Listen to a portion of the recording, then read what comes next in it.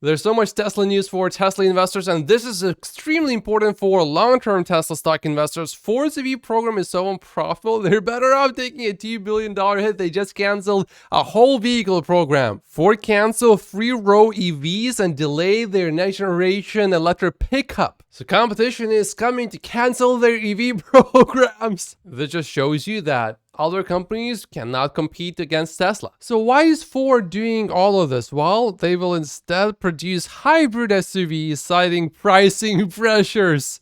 And now, my friends, with hardware rate, it's time to dance and celebrate because we are getting the latest FSD version finally. It has been confirmed that Tesla just rolled out the update to Tesla employees, and there could be a rollout happening to all of us at any moment. So this is big news because many have been thinking that maybe this is going to take months for Tesla to do. And this is seriously good news too. Tesla China says that construction on its new Shanghai Megapack factory is now 45% complete just 3 months after construction started. This is a new record for Tesla, of course, and the Giga Shanghai factory was built super fast, but this is just going to be even faster. Tesla itself shared some photos, and there are some renders as well, so that's where we're at right now, I think, and this is progressing so fast. And here's a render of how it should look. It's a $200 million factory, and it's supposed to be able to produce 10,000 Megapack units per year, which should generate about $10 billion of revenue per year. And just to put into perspective how fast China's construction speed is, Tesla's Lathrop, California Megapack factory took 14 months from groundbreaking to start of pilot production, and Tesla's Shanghai Megapack factory is already 45% finished. Sawyer is even suggesting that we could see some pilot production start at this factory by the end of December.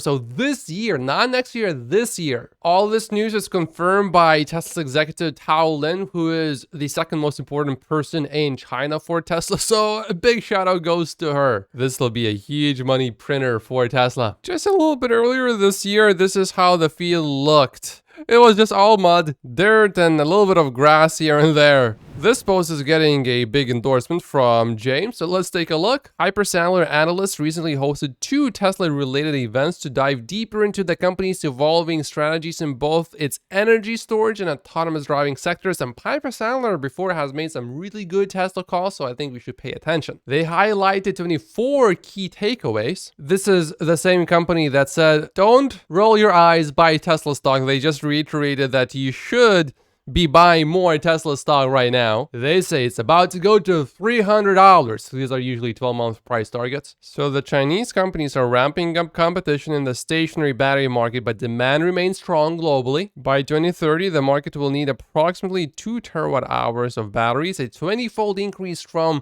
2023 levels. And this is an interesting takeaway.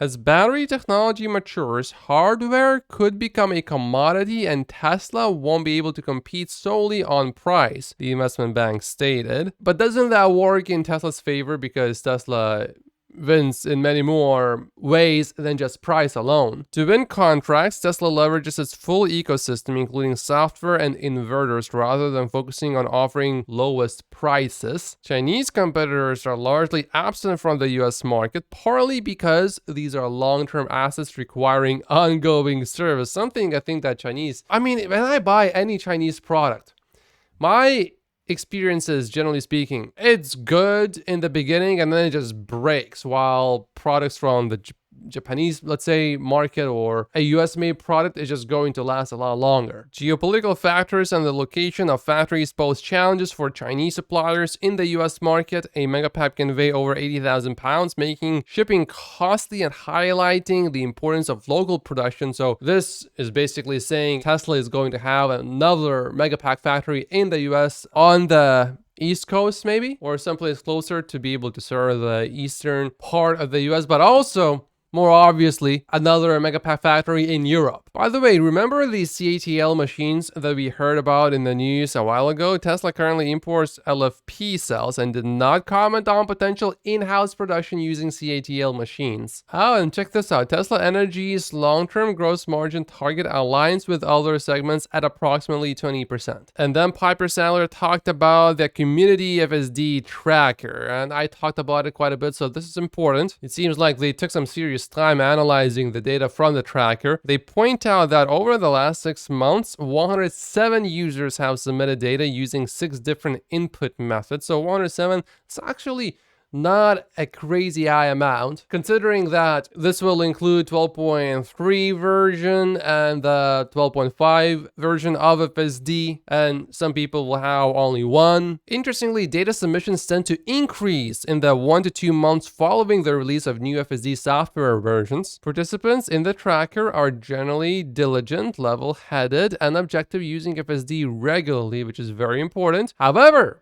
biased outliers can be identified and removed from the data. The latest FSD version can travel 220 to 250 miles between critical disengagements, which is obviously an improvement. But they say it's really challenging to track these improvements or compare Tesla to Waymo right now. So they say, rather than seeking an exact number, observing the improvement trend is more useful for understanding FSD's progress. And here's an observation. Although these new point releases have improved FSD, its performance has regressed slightly since its initial release, potentially due to Tesla preparing it for third generation hardware. Although I saw some people showing me charts showing the opposite in terms of interventions and stuff like that. So maybe it was more of an isolated experience, that person getting improved FSD with these point releases. But no doubt, disengagement trends show that FSD v12.5 has certainly improved compared to previous versions, yet the performance of that version is still worse since its original release. And they suggest this could be because Tesla's preparing this FSD version for use on third generation hardware. I think it's still better to isolate individual testers like this account did here and then compare the experience of these same accounts from before to now. I think that's a better way to go about it. Piper Sandler is also feeling quite bullish about the Robotaxi event coming this October. I don't have high expectations for the Robotaxi event, so I would tend to somewhat disagree with it. Also, if you look at Tesla's performance on event days, the stock often drops. Although leading up to some events, the stock can go up. So I wouldn't be so fixated on one single thing, but in the long term, no doubt, Tesla is going to do well. And here we got some more good news for Tesla. Tesla just had its second best week of Q3 so far in China. Just look at this chart. We are right here and the quarter is going strong. And this is Q4, and we all know that in China, Q4 is always much stronger. So this is a pretty high bar to beat. Instead, I encourage you to look at this. How far ahead we are of every single quarter before. This is good. Now, year to date, Tesla sales are still slightly down in China compared to the previous year, but that should soon change if the trend continues like this. Gary Black called the number solid this week, and specifically Model 3 sales remain pretty strong. Does anyone remember any Tesla analysts predicting that Tesla Model 3 sales would drop completely after the Xiaomi SU7 releases? Yeah, that's not happening. I think this is a good move from Tesla. Tesla has changed the name of its 3-year bundle with FSD, unlimited supercharging, and premium connectivity to the Drive Anywhere package. Call it what it is exactly. Oh, and price is reduced to $2,000 with purchase of full self-driving supervised. So right here, as long as you select full self-driving, automatically, as you can see, the price is reduced on this option right here. Well, this year is incredibly good news. The European Union is about to propose a new duty for Tesla of 9% instead of 20.8% on Tesla cars made in China and then sent to Europe. And earlier, when this whole discussion and negotiation started about the tariffs, wasn't Tesla's tariff at about 10% anyway? So, I mean, we're just going back to what it was before and maybe even lower, 1% lower, something like that. Oh wait, so I'm doing a bit more research and it says 9% plus the base 10% for imported vehicles. So it actually is still significantly higher, but lower than for everyone else. Keep in mind that for some other companies, the tariff reached as high as 38%. So Tesla is doing quite a bit better than everyone else here. Yeah, and I just confirmed these new extra tariffs are on top of European Union's 10% duty on car imports. The new tariffs are expected to be approved in November. So with roughly a 20%, 19% tariff for Tesla, it will make a lot more sense for Tesla to make vehicles in Germany going forward, which means for Chinese automakers, importing from China to the European Union is not really going to make that much sense anymore going forward, and Tesla will have a significant advantage because a lot of these Chinese companies, they don't have factories in Europe yet. And looking at how politics are going, I'm not even sure if the Chinese really are even thrilled about building in Europe. And check this out, BYD is getting a 17% rate. That's on top of the 10%, so 27%. Ooh! So this is actually really good news for Tesla, because all of these other companies, they are getting much higher tariffs. Overall, I see this whole thing as great news because Tesla is just getting a better rate than everyone else. So in the short term, not good because the tariffs will be higher, but in the long term, great because Tesla will beat everyone else. Elon Musk says here, the trend is promising this past week, says Tasha from ARK Invest. I had the opportunity to ride in a Waymo autonomous vehicle in Los Angeles. Currently, there is a waitlist to get access to Waymo service in LA. Once in, the wait time for my ride was notably longer than an Uber, over 10 minutes compared to Uber's 2 minutes. Additionally, the pickup location wasn't exact, requiring a short half-block walk. Despite these inconveniences, the ride itself was very smooth. The car even pulled over gracefully for a police car with its siren on. Another positive, this Waymo ride was priced 8% cheaper than an Uber X, yet the vehicle quality was comparable to Uber comfort. This is key because we believe that lower prices will be a major driver of autonomous adoption. However, for a meaningful consumer response, the savings may have to exceed the 80 cents that I was paired. Overall, it's clear that Waymo is slowly but surely expanding its service, with recent announcements of new testing locations and expanded operating areas in LA and San Francisco. In addition, rumors suggest Waymo's vehicles cost over $100,000, so a lot more than Tesla vehicles, and Tesla can just make a cheaper vehicle as well easily than the Model 3. And pay attention right here. Remember how Elon said the trend is promising? This is a direct reply to this post. If Elon's predictions hold true, we might soon have the chance to compare these services, Tesla and Waymo, directly. He has high confidence Tesla could deliver a fully driverless experience by the end of next year. I do notice typically that when Elon replies, he reads the whole thing. I've seen some very long posts, much longer than this one, and Elon just says something, he comments on something that was closer to the end, showing that he actually reads these posts. So I think he was referring to this part of the post. And we regularly see posts like this. Just did a 45-minute drive on the Las Vegas Strip on the latest FSD version, 0 critical disengagements. And check this out. Got my first couple of videos of FSD supervised 12.5.1.3 completed. First, I did test loop 1 to show how things are doing on this long time test loop I used to gauge FSD performance. Was 0 intervention, and there were no interventions, 0 disengagements too. And this was not even a typical test loop, meaning it had 2 edge cases occur, so it was harder from what I understand than normal. First was a line painting truck the car had to pass, and it did it perfectly. Second was a bumping pile of garbage blocking the oncoming lane with police and fire impacting traffic flow, and it handled it perfect. And Olmar did a test.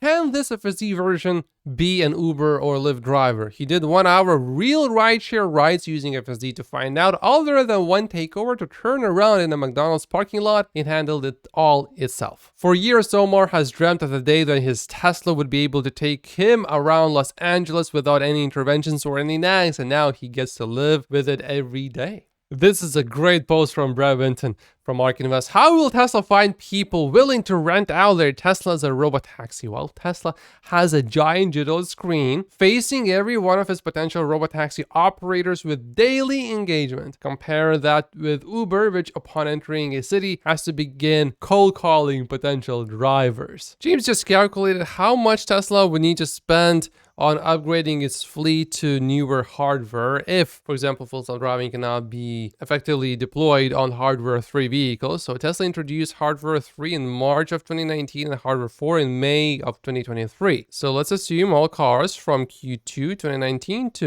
end of Q2 2023 have hardware 3 installed. Tesla delivered about 4 million cars during this period. Let's assume global FSD subscription rate on average 15% during this entire time period. That is almost 600,000 cars globally. So if Tesla needs to retrofit 600,000 hardware 3 at a cost of $3,000 per car, service parts included, that is a cost of only $1.8 billion, which is peanuts, especially if they're doing the retrofit because FSD is actually working as intended. This is not even 10% of how much Tesla has in cash right now. Someone's asking, can they charge the customer for the upgrade? Well, if they can show that full self-driving would eventually still work on hardware 3, then yes, but if they cannot, I think it will be a free upgrade. We got some news about Rebecca Tanucci, which used to lead Tesla's supercharging team, and then she got laid off by Elon. Uber has hired her now to work on the platform shift to electric vehicles. And now here's some important news for Tesla. The former president said he would consider ending the $7,500 tax credit for electric vehicles purchased, and he called it ridiculous. I urge everyone to read these words very carefully and really think about each and every word he used here. For example, one major keyword for me is consider. Now, consider doesn't mean end. Consider means think about it and probably not end it. Because when politicians say words consider, they really mean, I will look at it so I can say I looked at it, but I'm not going to touch it. That's quite common. Now, in this case, I'm not 100% sure if he's not going to do anything, but he's not saying I will end it. He's just saying consider ending. Big difference. Tesla Powerwall 3 production rate has hit a new all-time record. Tesla posted this post saying it just made 500 Powerwalls in a single shift.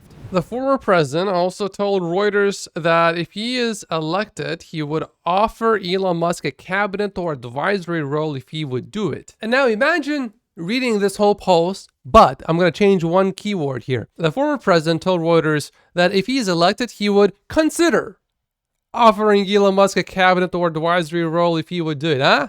Sounds very different, doesn't it? Oh, you're coming here into your boss's office for a pay increase? Oh, your boss says, you know what? I considered what you've done here, and unfortunately, I'm not going to proceed with increasing your pay, but I considered it. Also, just to be clear, if these subsidies are actually removed in the long term, this will only help Tesla because competitors are not making money and Tesla is making money. Sure, in the short term, not bullish. In the long term, bullish for Tesla. So the EV incentive is actually removed. GM's and Ford's EV business is dead. In the meantime, though, the former president did say something, there's 91 miles from York to DC, and did he say that you have to stop 5 times?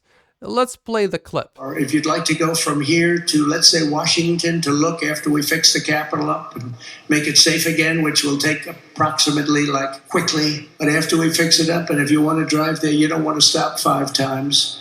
Okay, so Elon Musk responded to the call for him to serve for the US. He basically accepts it, and maybe he can also explain to everyone that you don't need to stop 5 times on a 100-mile trip just to charge. Elon Musk wants to lead the Department of Government Efficiency. Doge.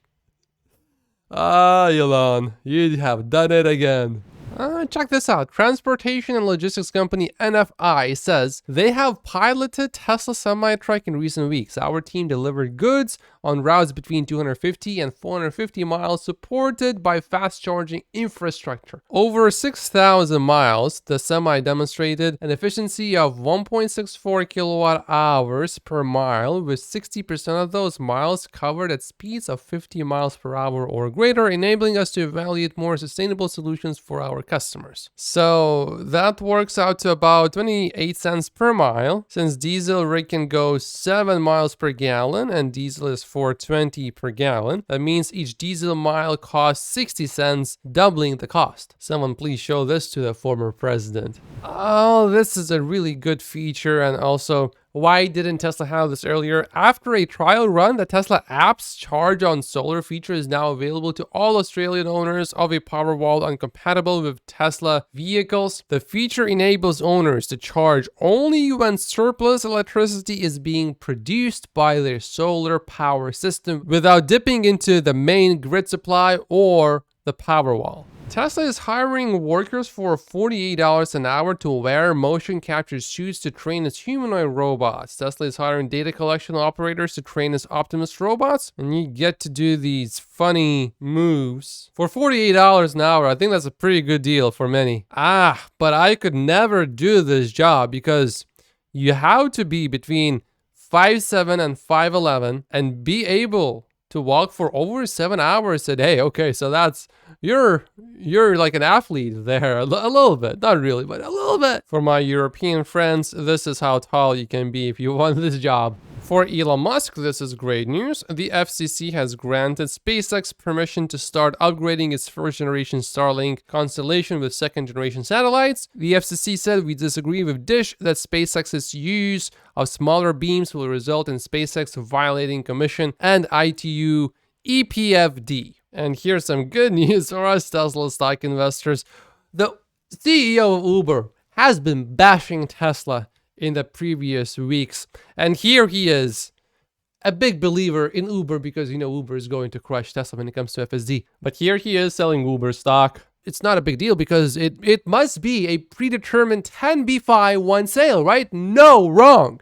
It was not predetermined, and he continues selling his Uber stock. And he actually sold a significant amount. Just last week alone, he sold 100,000 shares, or 8% of his total shares. And he already unloaded a lot of stock. I mean, this guy already has some pretty good money. Over $100 million in sales already this year. Even after paying taxes, he's keeping quite a bit of this. Here's a Tesla update from Europe. Europe daily reporting, excluding the UK, is trailing slightly behind Q2. When we add the UK, it is trending slightly above. Europe had an extremely strong third month of the quarter in Q2, and Europe is by far Tesla's weakest market right now. But that sort of changes. Earlier it was China, now it's Europe. Okay, well, some other region is doing better than before, which for example is China for Tesla at the moment. Looking for Europe to end down quarter over quarter, but only by a few thousand cars. And here, check this out. Overall, the total US auto industry in June is looking like this. EVs increased, but ICE plus hybrid were negative year over year. The trend is very clear in the long term. EVs are going to dominate. Here's some good news for Tesla. Tesla tops consumer satisfaction index for luxury vehicles with Mercedes-Benz. Tesla gained notoriety for improvements in complaint handling. That's good. Tesla and Mercedes-Benz tied at a score of 83 this year. Tesla's score was unchanged from the previous year, while Mercedes-Benz improved 4%. In last year's study, Tesla was tied with Toyota and Lexus for the first overall spot, but that brand saw a 1% decrease in score this year. Also, the study broke down consumer satisfaction by fuel type for the first time with the 2024 report, and you can actually see that people are the most satisfied with hybrid cars and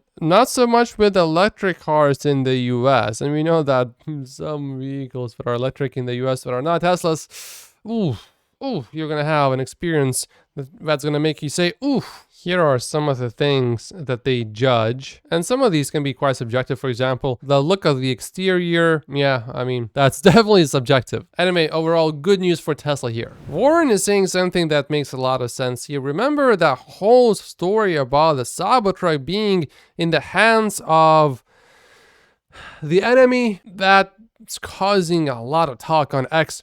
Well, are there any F-150s made by Ford in Russia? And turns out there are. And how come there's no backlash there? And Toyota vehicles are loved by some terrorists, and I don't see anyone blaming Toyota. Elon Musk is going to visit Fiji later in October as Starlink expands high-speed internet across the nation, said the Prime Minister. There's a good chance Elon maybe will also do a quick speech or talk like we saw before, so I'm gonna keep an eye on that. Wow, and in just Alaska alone, 10% of all households now use SpaceX's Starlink. When Starlink goes public, you will want to pay attention if you don't want to miss these huge gains that, for example, Tesla stock investors experienced. Waymo, by the way, recently announced that they are now completing 100,000 paid trips per week in the US with 700 vehicles. Imagine how many trips Tesla will be completing with millions of vehicles. By the way, the math says that it's about 20 trips per day per one vehicle. Toyota was behind here, but it is now going to attempt implementing this technology as well. Over 4 years after Tesla started using the technology, Toyota is now going to test a Tesla-style EV gigacasting machine at Japan plant. It will be capable of 9,000 tons of clamping pressure. Okay, and what is this? I'm not quite sure. A Cybertruck towing a giant bus caricature of tech mogul Elon Musk is traveling across South Texas, raising questions and going viral online. Oh, seems like these people are trying to capitalize off of it with a meme coin. Okay. Wow, something similar happened in Austin a few years ago. This is interesting. A federal judge in Texas has rejected Media Matters' request to force Elon Musk's ex to list Tesla as a financially interested party to a case the social media company filed against the Rebel Media watchdog group, which could have forced the judge to recuse himself due to his ownership of Tesla stock. I wonder if it's direct ownership of Tesla stock or is it just through an index? If it's just through an index, okay, that doesn't count. Anyway, I read this whole article from Reuters and there's no indication whether he owns Tesla stock directly or not. That's it for today's episode. Thank you so much for watching. Make sure to like and subscribe if you haven't yet. And thank you so much to all of my Patreon supporters. By joining Patreon, you will have access to all of my exclusive videos on Patreon, as well as how much I am willing to pay for each Tesla share between 2024 and 2033. If you join the investor tier, you will also have access to my valuation model, where you will see all of my assumptions, including deliveries, the energy business, Tesla's future businesses like FSD, and of course much more. And then if you want to easily download that and put in your own numbers, then this third tier is for you. To all of my Patreon supporters, thank you so much. Make sure to like the video and subscribe if you haven't yet as well. It's really important to like the videos because that makes it less likely that the channel will be shadow banned later, like my other big channel got shadow banned before from about 50% of my regular viewers. Thank you so much for watching, and I will see you in the next video.